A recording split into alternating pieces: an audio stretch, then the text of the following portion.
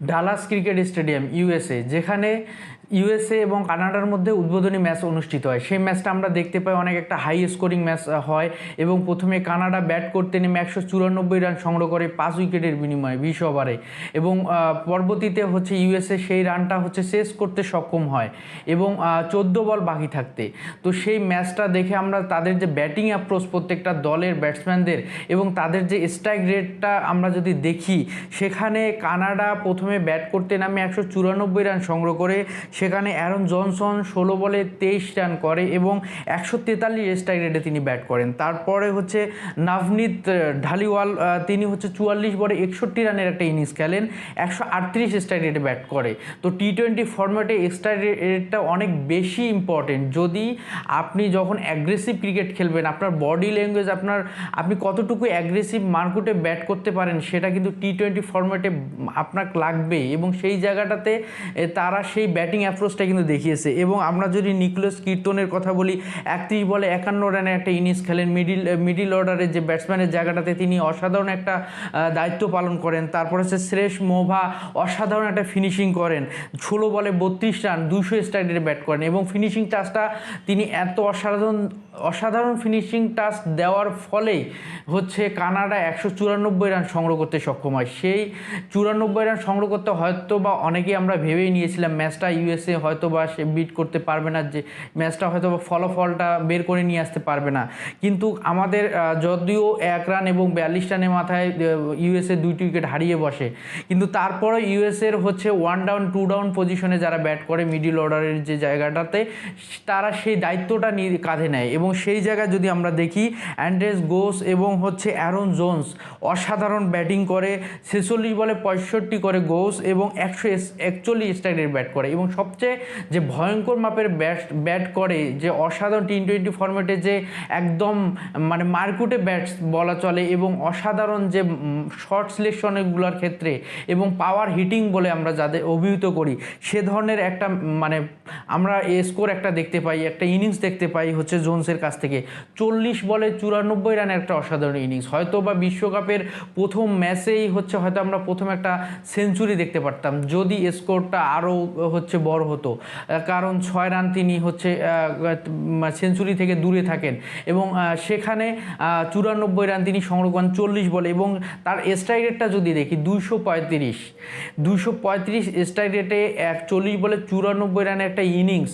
এবং যারা সহযোগী দেশ এবং টি-20 ফরম্যাটে যাদের কোনো আলোচনা, কোনো জায়গা তৈরি হয় না ক্রিকেটে, সেরকম একটা দেশ যদি দেশের ব্যাটসম্যান যদি এ ধরনের একটা ইনিংস খেলেন এবং এরকম হাই স্কোরিং একটা আমরা টান উত্তেজনা ম্যাচ দেখতে পাই, তাহলে বুঝতে পারতেছেন ডালাস ক্রিকেট স্টেডিয়াম, যে স্টেডিয়ামে বাংলাদেশের খেলা 8ই জুন, এবং সেই খেলাটা অনুষ্ঠিত হবে শ্রীলঙ্কার বিপক্ষে, এবং এই পুরো ম্যাচটা ঘিরে অনেক বেশি উত্তেজনা, এবং এই ম্যাচটাই বাংলাদেশের 2024 টি-20 ওয়ার্ল্ড কাপের ভাগ্য নির্ধারণী ম্যাচ বলা চলে।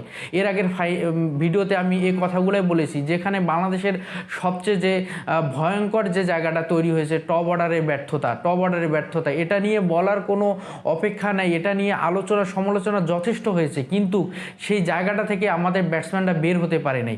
সময় গড়িয়েছে, এশিয়া কাপ শেষ হয়েছে, ওয়ানডে বিশ্বকাপ শেষ হয়েছে, এর মাঝে আন্তর্জাতিক সিরিজ শেষ হয়েছে, কিন্তু আমরা সেই জায়গাটা থেকে আমাদের ব্যাটসম্যানটা বের হতে পারে নাই। কিন্তু বাংলাদেশের ব্যাটসম্যানদের গলার জোরটা কিন্তু ঠিকই রয়েছে।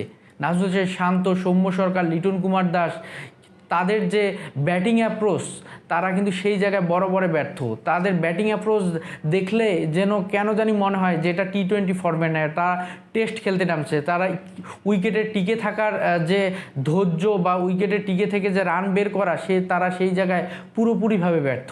এবং সেই যদি আমরা ডালাস ক্রিকেট স্টেডিয়ামে কানাডা ইউএসের ম্যাচটা দেখে আমরা অটোমেটিক ধারণা করে নিতেই পারি, এবং তাদের যে ব্যাটিং অ্যাপ্রোচ সব কিছু মিলে আমরা ধারণা করে নিতে পারি, এখানে ডালাস ক্রিকেট স্টেডিয়ামে শ্রীলঙ্কা বাংলাদেশের ম্যাচটাও অনেক বেশি হাই স্কোরিং একটা ম্যাচ হবে।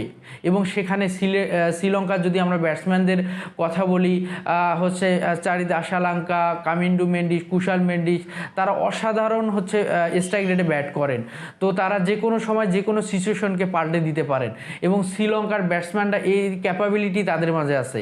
বাংলাদেশের ব্যাটসম্যানদের মাঝেও যদি সেই ক্যাপাবিলিটি থাকে, কিন্তু তাদের যে লাস্ট কয়েকটা বছর থেকে এবং লাস্ট কয়েকটা সিরিজ থেকে তাদের যে ব্যাটিং ব্যর্থতা এবং তাদের যে ফর্মহীনতা, এটা বাংলাদেশকে অনেক বেশি ভোগাবে। এবং সেই জায়গায় বাংলাদেশের এই ম্যাচটা, পুরো ম্যাচটা যেহেতু ভাগ্য নির্ধারণী ম্যাচ, সেই ম্যাচটা যদি হাই স্কোরিং ম্যাচ হবে, এটা আমরা আনুমানিক ধারণা করে নিতে পারি। তাহলে বাংলাদেশের এই হাই স্কোরিং ম্যাচের ক্ষেত্রে যে প্রথম পাওয়ার প্লেটা অনেক বেশি গুরুত্বপূর্ণ। সেখানে উদ্বোধনী জুটিতে যারা নামবেন, 1 ডাউন 2 ডাউনে না যারা নামবেন, তাদের এই জায়গাটাতে হাল ধরতেই হবে, এর কোনো বিকল্প নেই। তো সেই জায়গায় বাংলাদেশের ব্যাটসম্যানরা কতটুকু প্রত্যাশা পূরণ করতে পারবে। এবং আমরা জানি প্রথম 2টা ম্যাচ হচ্ছে একটা নিউ ইয়র্কে, একটা হচ্ছে ডালাসে, তারপরে সেকেন্ড 2টা ম্যাচ হচ্ছে আপনার সেন্ট ভিনসেন্টে, এটা আপনার হচ্ছে ওয়েস্ট ইন্ডিজে। তো ওয়েস্ট ইন্ডিজের উইকেটে আমরা যতটুকু জানি সেটা হয় স্লোইচ উইকেট, স্পিনাররা অনেক বেশি টার্ন পায়, বল হচ্ছে স্পিনারদের একটু হালকা এক্সট্রা বাউন্স পায়, বল লো হয়। তো সেক্ষেত্রে আমরা মিরপুরের উইকেটের সাথে অনেকটা সামঞ্জস্য ধরে নিতে পারি। তো সেই জায়গায় বাংলাদেশের ব্যাটসম্যান এবং বোলাররা যদিও আলাদা একটা অ্যাডভান্টেজ পাবে, কিন্তু আপনার ইউএসের 2টা ম্যাচেই বাংলাদেশের হচ্ছে জন্য গুরুত্বপূর্ণ যদি বাংলাদেশ সুপার 8-এ উঠতে চায়। তো সেই জায়গায় বাংলাদেশের এই ডালাসের প্রথম ম্যাচটা, ডালাস ক্রিকেট স্টেডিয়ামে শ্রীলঙ্কার বিপক্ষে ম্যাচটায়, এই ম্যাচটা বাংলাদেশের ইন্টেনশনালিভাবে বাংলাদেশের চিন্তাধারা থেকে বাংলাদেশের প্ল্যানিংয়ের ক্ষেত্রে অবশ্যই থাকতে হবে ম্যাচটা 180+ একটা স্কোর করার জন্য। এবং সেই স্কোর 180 বা 200 স্কোর করতে পারলে হয়তো বা কি শ্রীলঙ্কা ক্রিকেট দলকে সেই জায়গায় বাংলাদেশ ডিফেন্ড করতে পারবে।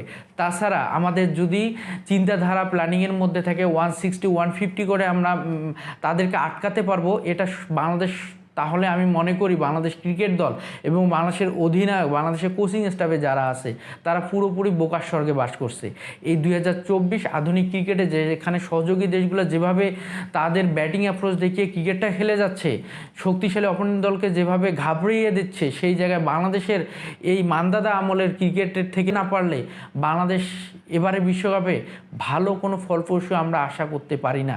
তো সেই জায়গায় বাংলাদেশের 8 তারিখের ম্যাচটা নিয়ে আরও বেশি তাদের ব্যাটিং অ্যাপ্রোচ এবং তাদের বডি ল্যাঙ্গুয়েজে T20 ফর্মেটে যে একটা ব্যাটসম্যানের যে অ্যাগ্রেসিভ ক্রিকেটটা খেলে, সেটা অবশ্যই তাদের মধ্যে থাকতে হবে। সেই জায়গায় টপ অর্ডারের ব্যর্থতা আর ধরে রাখলে হবে না, টপ অর্ডারের দায়িত্বটা তাদের কাঁধেই নিতে হবে। লিটন কুমার দাসকে রানে ফিরতে হবে, সৌম্য সরকারকে রানে ফিরতে হবে এবং নাজমুল হাসান শান্তকে গলার থেকে ব্যাটে রান করিয়ে মাঠে দেখাতে হবে যে বাংলাদেশের ব্যাটসম্যানদের মধ্যে ওই ধরনের ক্যাপাবিলিটি আছে, যেখানে বাংলাদেশ যে কোনো শক্তিশালী অপোনেন্ট টিমের বিপক্ষে বাংলাদেশ যে কোনো সময় যে কোনো সিচুয়েশনে বাংলাদেশ ম্যাচ বের করে নিয়ে আসতে পারে। আল্লাহ হাফিজ।